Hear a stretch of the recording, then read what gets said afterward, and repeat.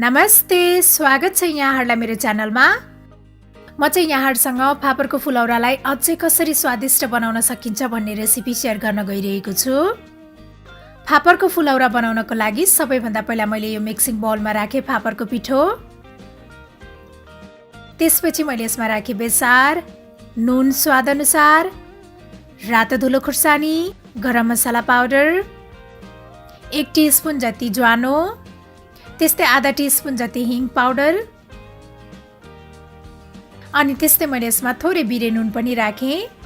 बिरे नुनले चाहिँ फुलौराको स्वादलाई अझै बढाउँछ। अब यो सबै ड्राई इन्ग्रेडियन्ट्सलाई एकपटक राम्रोसँग मिक्स गर्ने। त्यसपछि मैले यसमा राखेँ मसिनो पारेर काटेको प्याज। प्याज चाहिँ अप्सनल हो, यहाँहरूले नराखिकन बनाउनु भए पनि हुन्छ। मसिनो पारेर काटेको हरियो धनिया, त्यस्तै मैले यसमा मसिनो पारेर काटेको अदुवा पनि राखेँ। अदुवा चाहिँ फुलौराको लागि एकदमै जरुरी हुन्छ। यहाँहरूले अदुवालाई पिसेर पनि राख्न सक्नुहुनेछ। त्यस्तै मैले यो हरियो खुर्सानी पनि राखेँ। अब यसलाई एकपटक राम्रोसँग मिक्स गर्ने।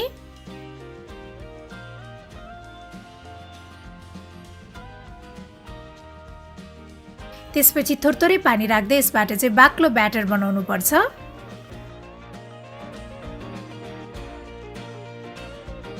ब्याटर यतिको भएपछि यो फुलौरा बनाउनको लागि रेडी भइसकेको छ। फुलौरा फ्राई गर्नको लागि मैले यो कराईमा तेल तताइसकेको छु। अब यसलाई चाहिँ तेलमा राखेर फ्राई गर्नुपर्छ।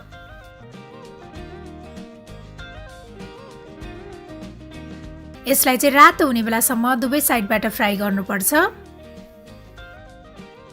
यतिको भएपछि यो फुलौरा रेडी भइसकेको छ। मैले यसलाई एउटा पेपर टावलमा राखेँ।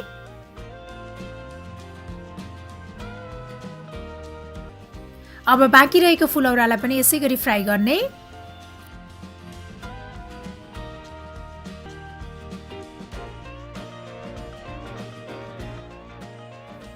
हाम्रो सबै फुलौरा बनेर रेडी भइसकेको छ। मैले चाहिँ यसलाई टोमेटो केचपसँग सर्भ गरेको छु। यहाँहरूले यसलाई चिल्ली सस अथवा टमाटरको अचारसँग पनि सर्भ गर्न सक्नुहुनेछ। मलाई आशा छ यहाँहरूलाई यो फापरको फुलौरा बनाउने सजिलो मिठो रेसिपी पक्कै पनि मन पर्यो होला। र मेरो अरू यस्तै रेसिपीहरूको लागि प्लिज मेरो च्यानललाई सब्स्क्राइब गरिदिनु होला। अनि मेरो भिडियोलाई लाइक, शेयर र कमेन्ट गर्न पनि नभुल्नु होला है। Thank you for watching. Bye bye.